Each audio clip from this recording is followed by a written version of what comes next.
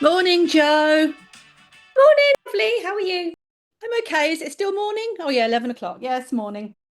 Only just the sun is shining, so we're all good. Oh, well, I'm Um, glad your sun is shining. Well, our sun is definitely not shining here.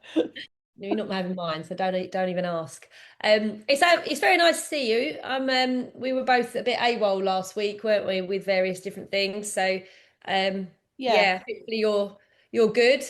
Yeah, we I'm were not running a too bad. workshop at the Kennel Club last week, so couldn't do it. But yeah, got together today, so that's nice to see you too. So So, I what we thought, doing? eh? What we doing? What we Well, chatting about? we're going to chat about separation anxiety, I think, because Ooh. yes. Well, for two reasons. Well, firstly, I think it's really misunderstood. It's a condition that's very serious, very misunderstood, and there's a lot of bollocks out there about separation anxiety and how to treat it. And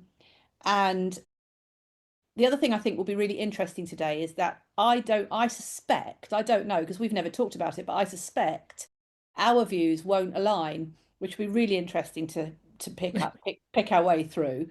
Can we have a Um, row? no, not in a bad way. Did I that just much? think you, Not. I suspect you deal with it differently to me. That's all. So it'd be really good to pick up. And um, yeah, that's. I think that's what we should talk about. I'll just give you a little story of somebody that was that I know. I don't think I'm going to cross any lines here because it was a very, very long time ago, and I'm not going to allude to who this person is. But she came to me with the dog that was had separation anxiety and she wanted to learn, she wanted to be a behaviorist, and she she did about a day with me and then left, and then about 3 weeks later she had set herself up as a separation anxiety specialist. And the dog that she had with her at the time was her dog. It had separation anxiety, and I tried to help her, and she wouldn't really go with things that I said because but it was just it always that always sits with me, that story, because I just find it so indicative of the behavior world right now. Is somebody learns a little bit about dogs and then think that they're on it. And the fact that she had a dog of her own which she couldn't cure, and then she set herself up as a behavior specialist is just so random to me that I find it crazy. And which is why I kind of wanted to cover it today, because it is one of those things, and I suspect it's one of the maybe other than some types of aggression, it's one of the most complicated, complex behaviors that we deal with. And it's one of those behaviors for me, and this is why it's interesting to talk to you. For me, it's one of those behaviors that the resolution to it is so hard often, the owners don't want to do it.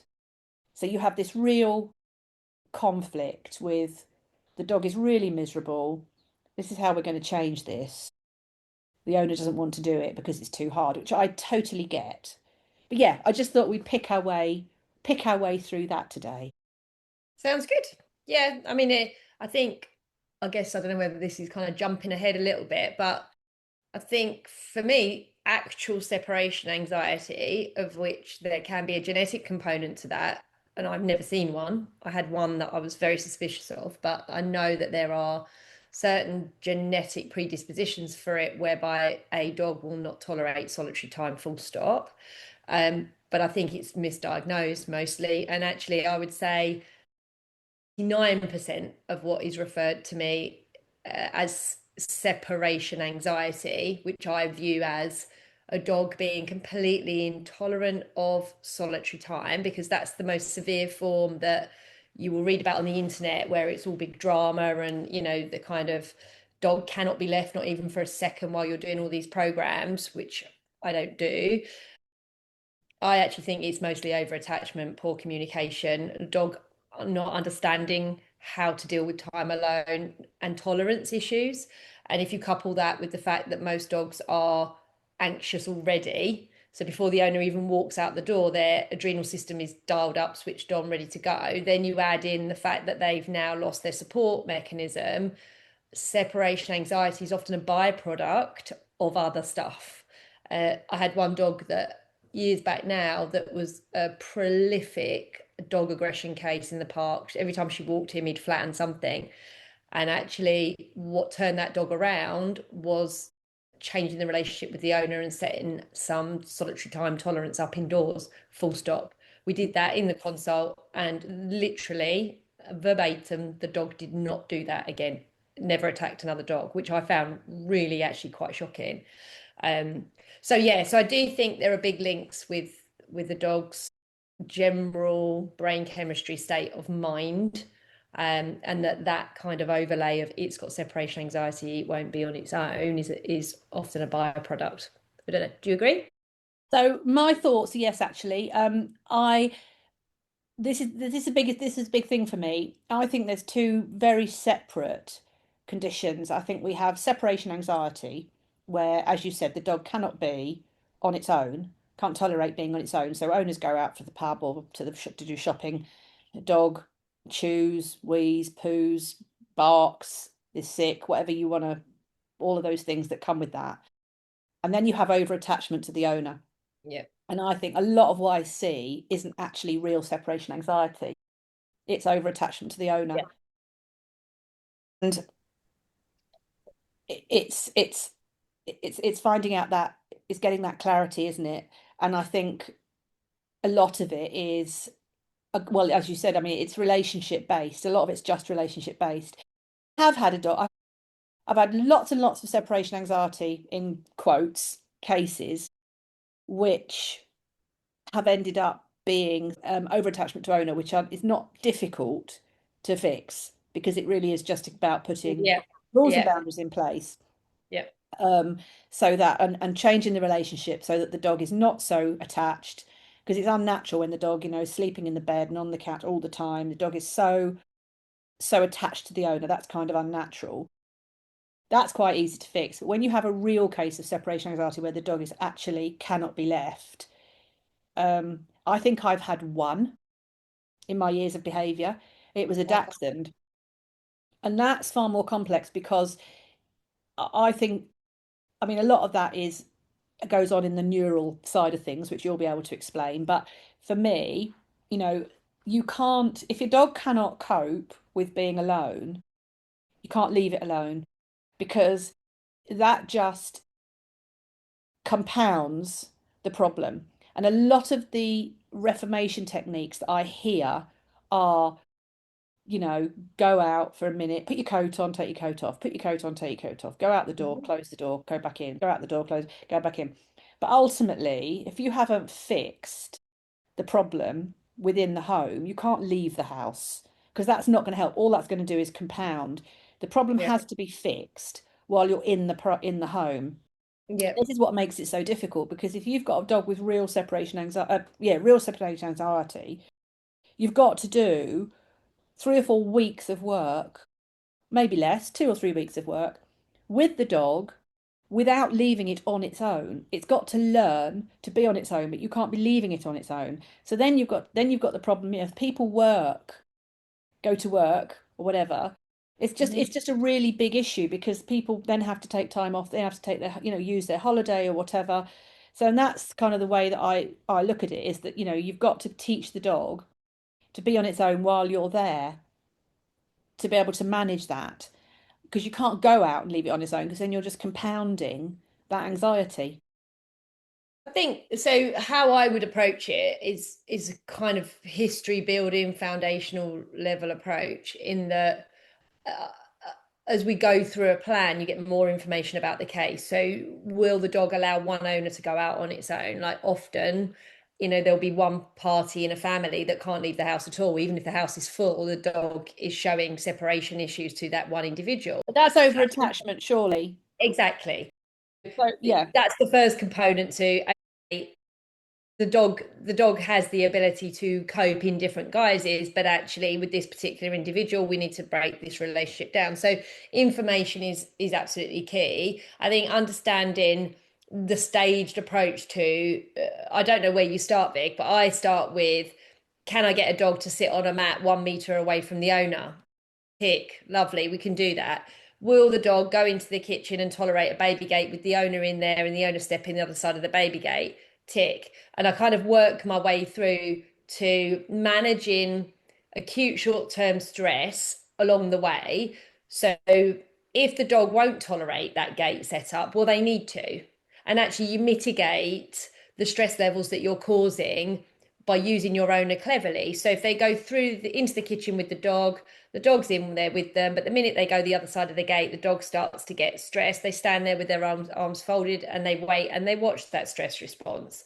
If it's intermittent, if it plateaus, great. Okay, we can push on. If it doesn't, I might send them back in and they stand in the kitchen with their arms folded. So I think how you approach it, and like I do everything, is always at pace. So I want to see quick resolution from the dog, quick changes and responses from the owner to push them through quite quickly, and being mindful that you're not pushing into chronic stress. So I would want to be getting them to a point where the dog is sleeping downstairs in the kitchen with the gate shut and the owner is upstairs before I even consider the outside work. Because if you can't even do that when you're in the house, and again, I think the two run hand in hand actually, separation, solitary time issues, and attachment to owner is obviously subsequent to that.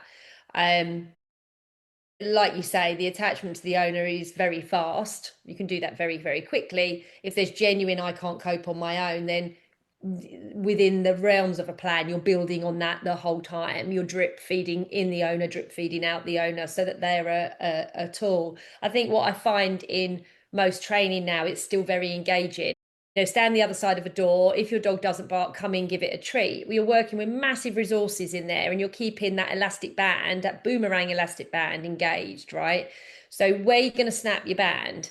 Because the whole time the dog is expecting a response from you, an engaged response from you, you're keeping the connection going. What the dog has to learn is, when do you want them and when is their time to relax and recover? You can't make solitary time nice, right? Dogs inherently are social, family orientated animals. So trying to make solitary time nice is futile. What you can do though is get the dog to accept it and use it as an opportunity to recharge and recover. And that's Yeah. ultimately what we need to do with their mindset. Yeah, totally. No, so I like sort of stuffed Kongs and things like that to make some kind of positive environment when it is on its own. And when I say on its own, I mean with the owner still in the house. And like you, I use baby gates a lot. I really love baby gates where you can just, the dog is in the room with the Kong and the owner's, busying themselves around the house. The dog knows they're there, but they are having to be, you know, on their own. And I do a lot. I do similar to you, but I don't work. So I don't do the whole arms crossed, but I do ignoring. So I might say, if the dog is in a room off the kitchen with a baby gate and you come in to make a cup of tea, you ignore the dog. So that you're in there, it's there, it's got your company, but you're not feeding into any of that emotional stuff that's going on with the dog. And if they have a Kong, I kind of use that. But so yeah, I think it is a similar thing. I tend to, where I start, we're right at the beginning, is I tend to see what the dog does. So if I record it, so we go out of the house, if the dog becomes stressed, we go back in, and then I send the owner out on her own.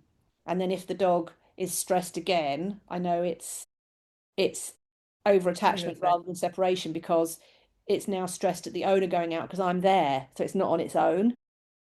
Does that make I sense? think the terminology is confusing, actually, because separation is separation, whether it's from an owner, whether it's, from anyone else or whatever. No, I it think is. it's really confusing for No, people it to is. understand what No, it you're is talking about. confusing, and unfortunately, separation anxiety has been given this name, but actually, it's a bit different, isn't it?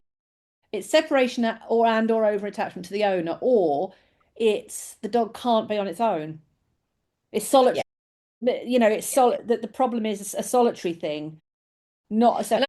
I do think, just on that, I think if you're pushing through with a puppy and managing a puppy correctly, they will learn that tolerance very, very fast. Really, if you create training or utility room Yeah. training or baby gate training or whatever, they learn it fast as puppies.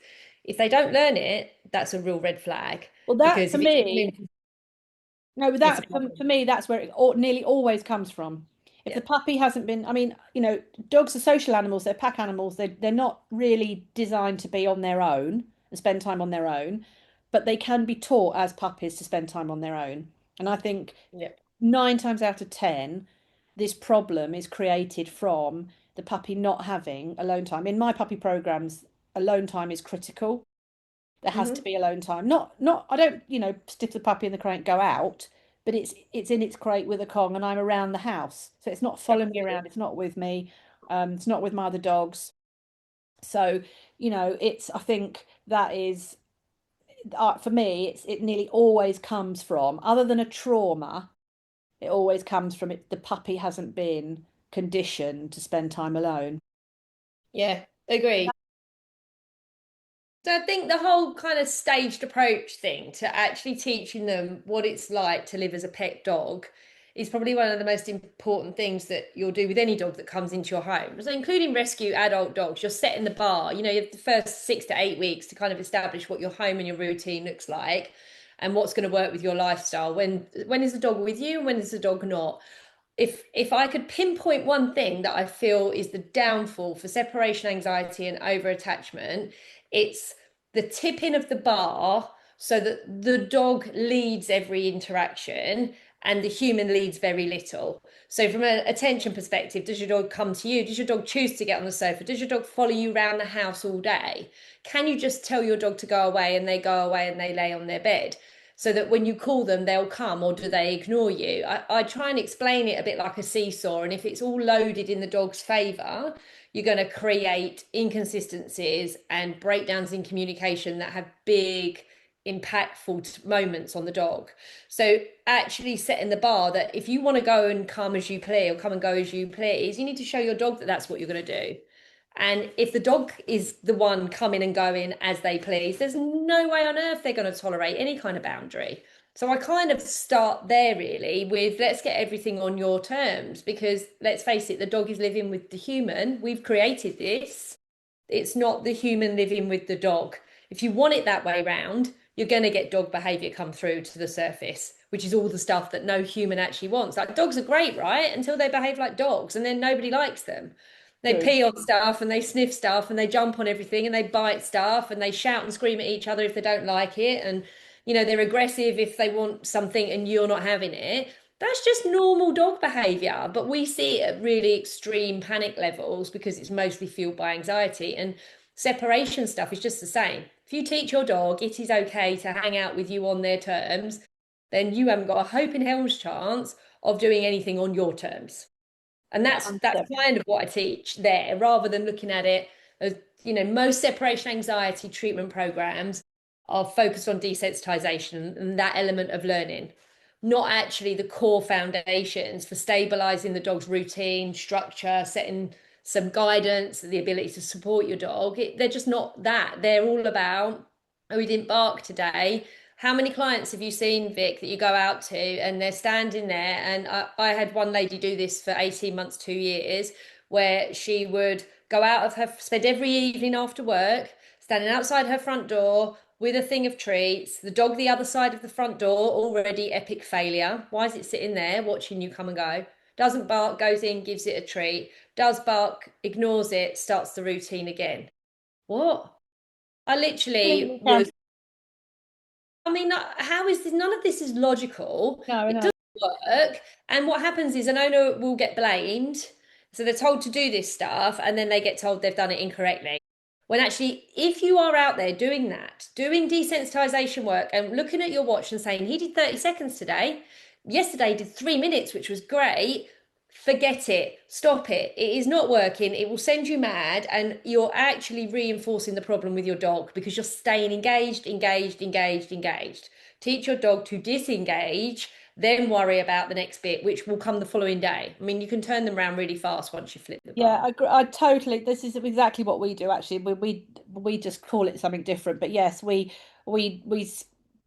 concentrate very much on ignoring the dog, which is disengaging, which is what you just said. But yeah, ignoring the dog. So when it comes over for a cuddle, you don't just automatically touch it.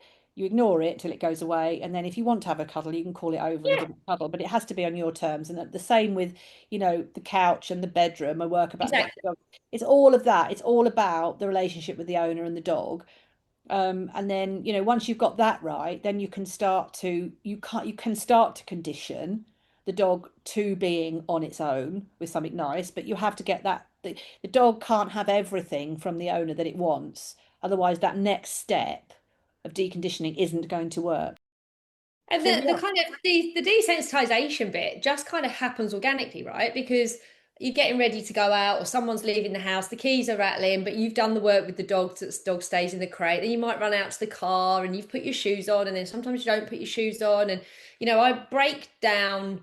There is definitely something to be said for breaking down learnt associated triggers. yeah, So I definitely. have I call them my transition periods. So the use of a downtime area for all of my clients is a must. If we can't create some form, even if I'm in a studio flat, then the downtime area is a corner of the room on a mat. Might not be shut in, but we condition to go to the mat, go to the mat, go away from me. So the dog has its place. And that is a deal breaker because that has to be used to create a conversation for the dog. So if they're well used to working with a crate or room or downtime area, whatever, on a regular basis when you're home, send them there half an hour or 20 minutes. So they have a wee, they do what they need to do, they get given, like you say, a Kong. And just additionally to that, chewing releases endorphins for the dog, helps them calm down so they can actually eat their meal. So brain chemistry wise, endorphins are not only pain relievers, but they're happy calming chemicals as well. So we want those on board to help the dog reset because they can't run around and chase their tail if they're in a smaller area. So absolutely set them up with that 20 minutes before you even think about walking out the door. Because I'll tell you 100%, as soon as that thought has hit your head, even if you haven't put your shoes on, and you'll know this, Vic, right? The They dogs know know. something's going to happen. They Yeah, know. I do. It's in your brain. They know you're going out. Before that happens, they go into their downtime area, 20 minutes conditioned to being without you and living their best life and sleeping. So we started this podcast, what, 15, 20 minutes ago? Hmm.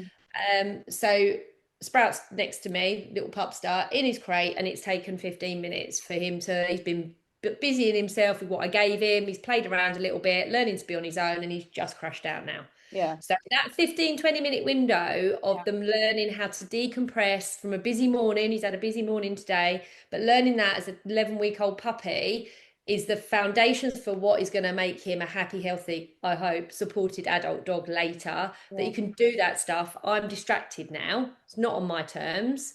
Sorry, it's not on his terms. It's on mine and I'm busy. So he needs to learn that very difficult element. Mm. I think we probably work very similarly, actually. No, I do. It's quite no, we do. It's really nice actually it's really nice because we do. We just our terminology is different, but I think Yeah. actually it's very similar how we work. But just coming back to the food thing, as we know, dogs when they're anxious and stressed don't eat. And we had a bit of a laugh about this on the very first podcast, didn't we? And you aligned it to, when you're being chased by a lion, you're not going Lion. to sit down and have a three-course meal, which I love.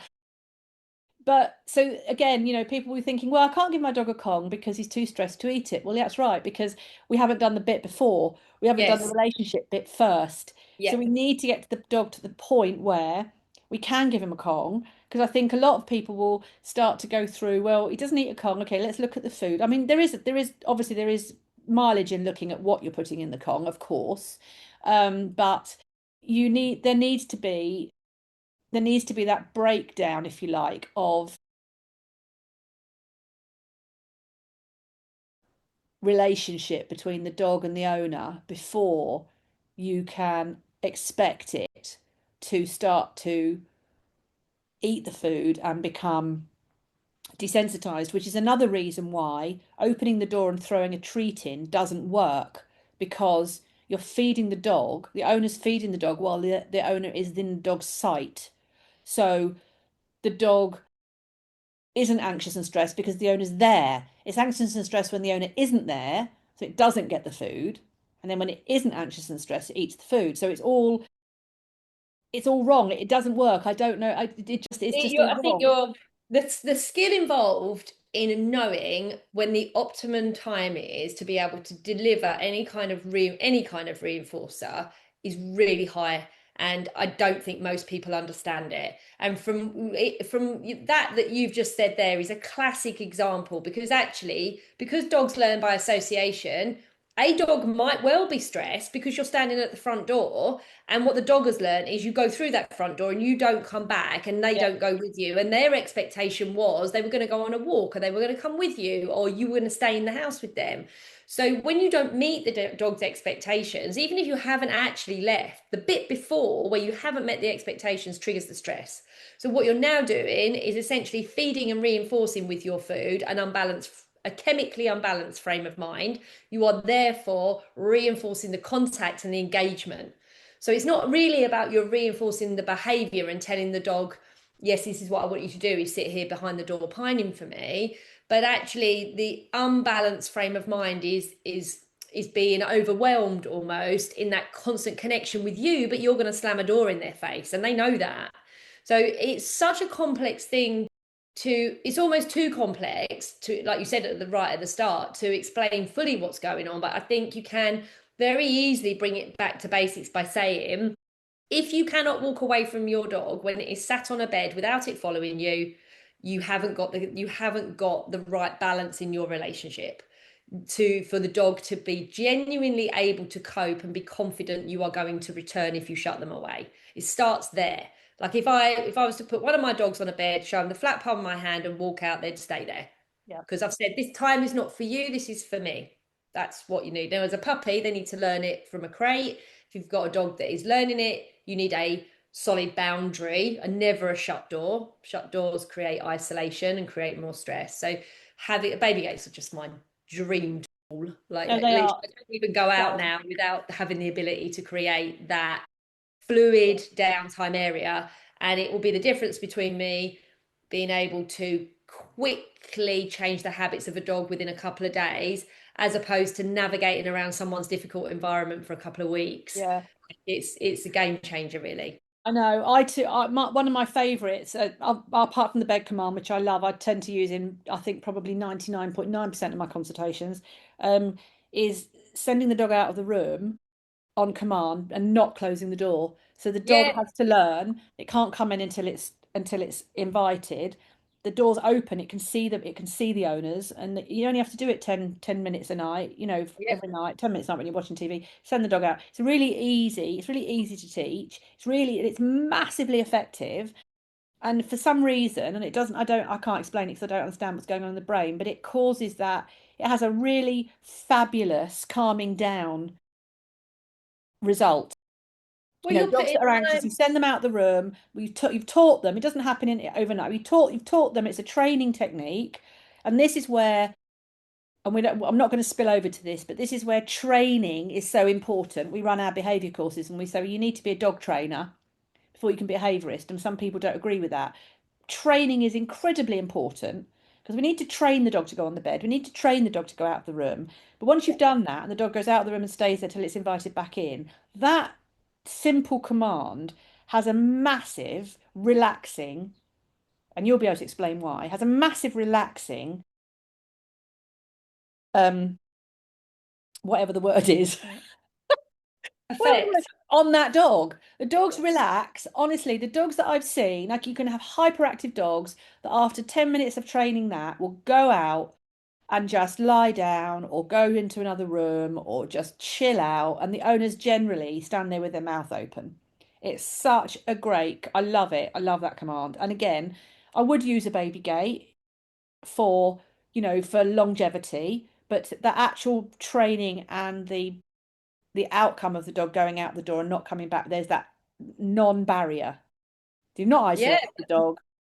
I think that's what you should be working to all the time, is your communication needs to be led by you, and not, I mean, you know, not having the physical restrictions that we do have to have, but you need to be mindful that if you're not able to have those conversations with your dog, you need something backing you up when you're not there, which is where the baby gate scenario or the bed command, and how strong that is, where that comes in. Like the dog needs to understand, and this is the line, right, between training and psychology where the dog has respect and manners for you. So is the dog working through respect and manners for you because the balance of your relationship is great? And my dogs come on the sofa, my dogs will come upstairs, but they wait, they're invited. So there's a Mm, huge same. element of they've earned that time, which is a big dopamine hit for working dogs and or dogs that dogs work anyway. So they've been successful. They haven't stolen. So a dog that steals something is very different to a dog who's earned something. Yeah. Guarding stolen things, they've earned something, they'll probably give it up and they'll work with you over it. I've totally lost my thread. I do this, I go off on these tangents, and now I've lost where I was going with the whole. I was Oh, saying about how calming going out of the door is, and I don't know if that's you were going to comment on that, but yeah, this is not good. This is see, age. Oh, geez. this is menopause, Oh, God. against age. How is this so? This is just so unfair, right? You get to a point in your life where all I've ever done is animals, really. I don't know anything about anything else that's of any relevance, and I just got told I'm probably the worst painter in the world. So I can't even do that, and I thought I was all right with that. But you do all this stuff, and I have all this knowledge, and now I've got to this age where I'm confident enough to go, hi guys, like this is what I've learned over the last 30, 40 years. See what you reckon. And now I can't remember. Yeah, I know that's how I know. That's why I didn't think these pods would be any good because I can't remember what I know unless I'm in Name it, it. unless I'm dealing with a client and a dog. When I'm dealing with a client and a dog, it flows out of me like water out of a Yeah, tap. It's unbelievable. I yeah. sit there and think, oh my God, I didn't Yeah. know I knew that. That's amazing. What I've just said is absolutely amazing. But sitting here, I can't remember any of it. It's just ridiculous. I don't know what that is. I But think we need to get into so giving people some kind of understanding of the problem and where the source is, because I think the hardest battle I have is getting an emotive owner, because they love their dogs, right? You're asking a human owner to do what is going to feel so unnatural for them is tell their dog to go away, leave their dog alone, set structured time up to interact with that dog on a very basic level. Are there other anxieties to deal with first? We have to shut those down as well. So certain cases are more complex.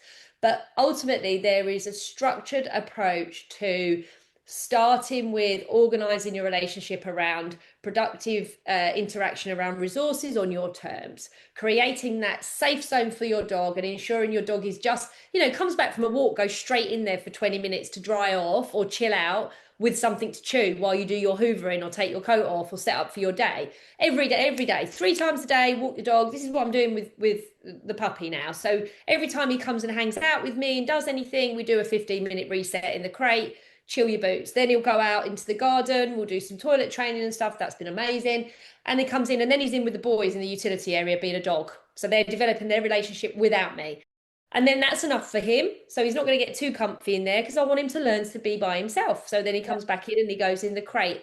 So having that real solid structure and routine where you're like kind of helicopter parenting it, but you're not right in the thick of it, Mm, is really important. Then you consider um, brain chemistry and what can you do to help that dog deal with something that is stressful because it's not natural. None of what we yeah. do with dogs is natural. So I can't buy into this, let the dog do what it wants, because that's a problem for me.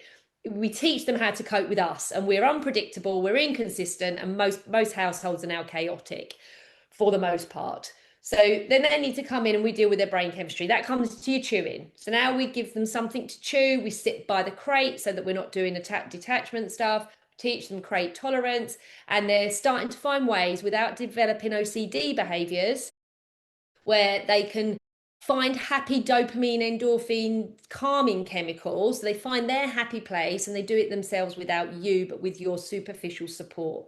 So that element of it is really important. Then you have to consider exercise. He's out exercising at 10, 11 weeks old. It's measured, it's controlled. I'm watching his ability to cope. I'm watching how he's moving. But he's out. I'm very lucky. I've got very safe private land that I can do stuff with him on. Just for the record, I'm not putting him at any risk. But he's going out and getting proper exercise every morning. That's a huge element to whether a dog, particularly if you've got a working breed, is going to cope with anything in life, let alone time alone. So that's another consideration. And what does your exercise look like? Is it stand in a field, throwing a ball, winding him up, more adrenaline? Then you want him to calm down? That's not going to work. So, watching what type of exercise you're doing is important. And then at the very top level, you have desensitization. Very top level, where if you do any reading at all, that's where the advice starts. That's the last thing. And actually, I'd give very little advice on that because most of my owners organically do that anyway, just Yeah, purely and simply because they're controlling their life. yeah. So, in simple terms, it's not actually very difficult, but it is very difficult when you're given the wrong information in how to manage a dog full stop and what does the dog need, particularly in this day and age when everybody is being told, let's wrap them in cotton wool. These robust, feisty little puppies that we get, let's wrap them in cotton wool and not let them do this and not let them do that. And that's a problem. And No, that it that is. ultimately is where it comes from. No, it is. And we will do a whole podcast on puppies very soon because that's a whole other ball game and fantastic topic. But I think, yeah, I mean, I agree. I think it is difficult for owners to deal with separation anxiety, particularly because there's a real action that comes with that. And, you know, leaving a dog, some owners have to leave their dog. And if their dog's barking and the neighbours are moaning, then you've got an untenable problem there. So Yeah. I think, yes, in in our view, probably the fix is easy, as in what to do, but it's doing it that's tricky. I think that's probably what I want to say. But just to move on, one thing I hear all the time, which makes me want to pull my face off, is oh, my dog's got a problem being alone, so I'm going to buy another dog. Yeah. No. We've got one that's broken. Let's have two that are going to break. Yeah, let's have two. Now, I'm not saying that that absolutely doesn't work. I am saying that absolutely doesn't work, but in very few cases that might be an option. Because, dogs are pack animals and they do like other dogs. But if you have a dog that's anxious when it's alone, um, because the relationship with you is wrong, then putting another dog in the mix, I think all you're going to do is end up with two dogs that are going to have a problem when you go out, not one. And I had a very similar conversation with a client of mine the other day who asked me that very same question, shall I get another dog? And I was like, no, because you will end up with two of them like it rather than just one. Um, that's my feeling on it. I mean, that's a it's much more complicated than that. But when we're trying to succinct something into a, half an hour podcast, which is never half an hour, Yeah. that's pretty much where I stand. Don't No, get another dog. I agree. I mean, and you've got to consider your owner. Our owners are our tool to success with each case and each dog that we do. Without an owner feeling empowered and confident and able to, implement what you're asking, we all fail and we let the dog down. So overwhelming them by adding in another dog to the mix that's going to come with all its own dog related things is just a mission for disaster, really. They've got into the problem in the first place for a very good reason, usually because they're very kind, loving, emotive owners who love dogs. Let's face it, the people that chuck their dog out in the back garden and give it a kennel and go out all day, yes, there are some that bark all the time, definitely. 20, 30 years ago, we didn't have the issues that we've got now when dogs were given, more support and guidance and told what they could do and what they couldn't do. If they came in the house and they behaved in a certain way, they were sent out. There Mm. just isn't that now. We have homes that are very open plan where dogs just are very much part of the family. And I totally agree with that. My dogs are very much part of the family, but whichever dog comes in here, and I'm talking about adult dogs, dogs I'm rehabbing, they learn the rules of the house Mm, first. mm, That had, because otherwise you've got groups of dogs together, you then have issues, have more than one dog, you've now got competition for resources and a potential dog attack going on in your home.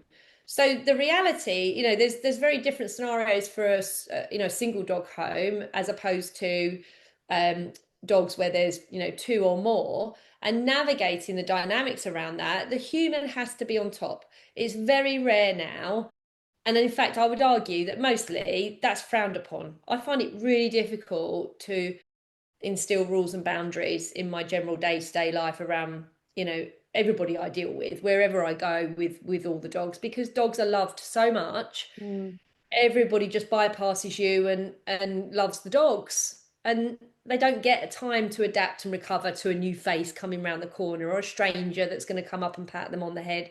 There's just not that etiquette anymore. It's very, very difficult to do. So dogs now very much grow up with an expectation that they are going to have to be responsible for something. There's going to be an interaction. The owner's not going to be able to stop it. So mm, they live a life of expectation that mm, they need to be involved in everything.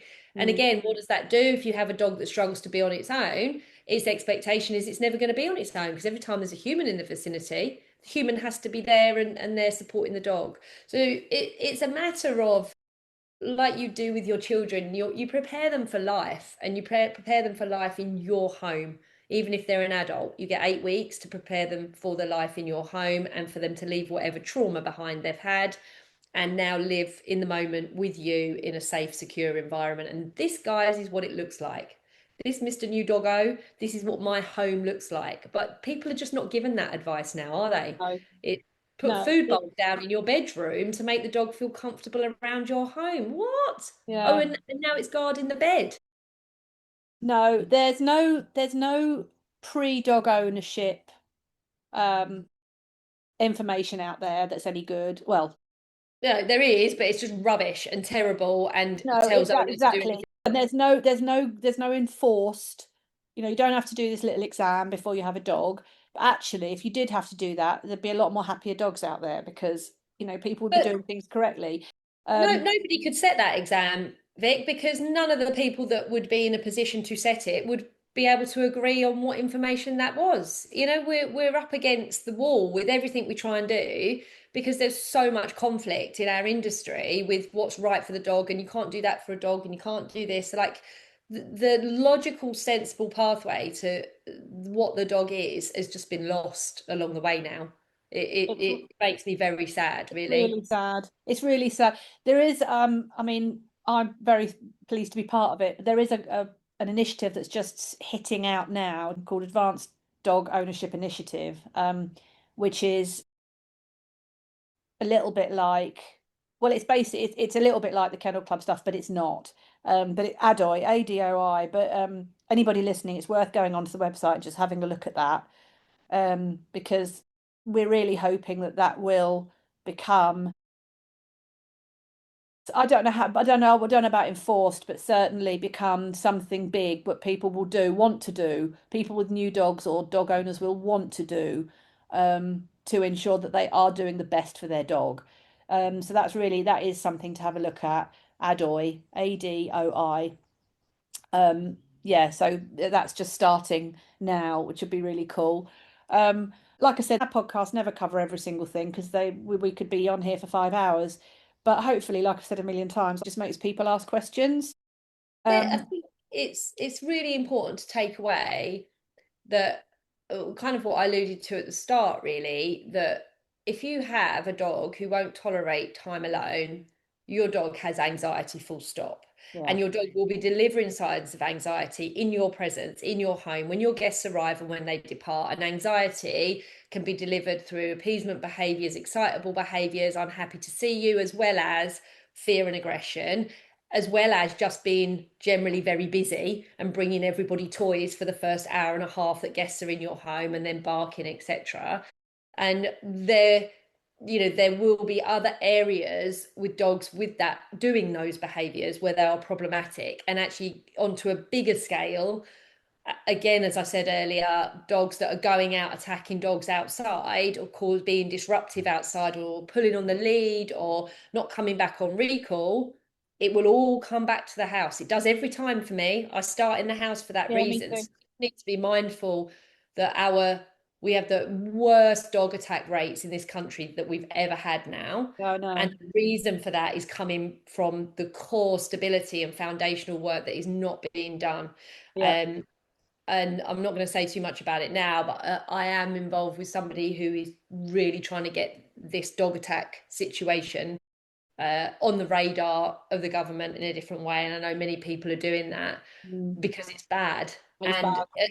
unless people shift their mindset over the basics are not there, I'm sure you have got a lovely dog, but the lovely dog that is jumping all over your friends and family but attacks strangers in the street or strangers when they come to your home is telling you they're unwell Yeah. mentally. They are not coping with the way you are running their life. Mm. And it may be separation anxiety, dog to dog aggression, it may be all of the above. But when you sit there on the sofa of an evening, they're great, but your dog is part of the problem. Mm. And understanding that it's never, and you probably agree with this, Vic, it's never just separation anxiety, is it? When you walk into a house to treat that problem, it's never just that. The No, dog's it's never. invading your face, jumping all No. over you, guarding things, doing other stuff. It, none of the behaviours are ever just, when you go and see dog to dog aggression, it's never just dog to dog aggression. It's never just dog to person aggression. There's always a whole myriad of stuff that's going on. Yeah. And I mean, yeah, so much to talk about. These podcasts are going to go on forever, but Oh, I we're know going to. people will be bored of the sound of us and our No, we menopause keep saying brain. that. They keep listening. We anyway, I'm going to call that a day because I have to go and pick up two of my dogs, which are in the groomers, because I am too lazy to brush them myself. So they go to the groomers every 6 weeks. Well, I've always shaved off my doodles, right or wrong, and now I've got this little thing that's got to be hand stripped. What the hell? I'm not a groomer, and the breeder showed me how to do it, and I was like, that looks like it hurts. I Oh, don't want to do that to him, so I'm going to try this little knife thing and see how we get on. But he's already been hand stripped. He was hand stripped to like 9 weeks. oh no. But he looks amazing, so No, I want you're right. They to. do, they do, Well, they I do. don't. Oh, I'm not fancy like that. I'm not No. very good with that. They're dogs, and they have fun, and they get wet, and they roll around in stuff. But I am going to try and keep his coat lovely. So I'll let Good you for know how I you. get on with that.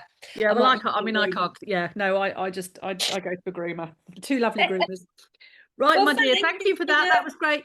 And yeah, thank you. And I'll see you. We're off. I'm off again next week training, so I'll see you week after for Yeah, yet no, another I will one. see you on our conference, which we can chat about next Yes, the Friday. networking day, 15th of Networking day. May. I'm sure everybody listening to this is already coming. Yeah, I Networking have day. If you don't finally. know about it, if it's so new to you, have a look on the CIDBT website. Guild of Dog Trainers and CIDBT are doing a combined day with a load of amazing speakers. One being our very own Joe Croft. I've Um, actually written it and practiced it, and you'll be really impressed because I've only got 45 minutes and I've got it down to 40, I think. wow, Impressive, I'm already Faith. impressed. So Sign at the back, shut the hell up, aren't I'm you? going So you to. sit I'm at the going to be back. at the back. Luckily, I'm having a day off that day. I'm not really doing. I'm just basically CIDBT representative, so I'm sitting at the back. So now, Good. Joe, 39 minutes. Right, love you and leave you. Have a lovely rest of your day. You too, I'll sweetheart. See catch you you soon. See later. you later. Bye, babes. Bye bye.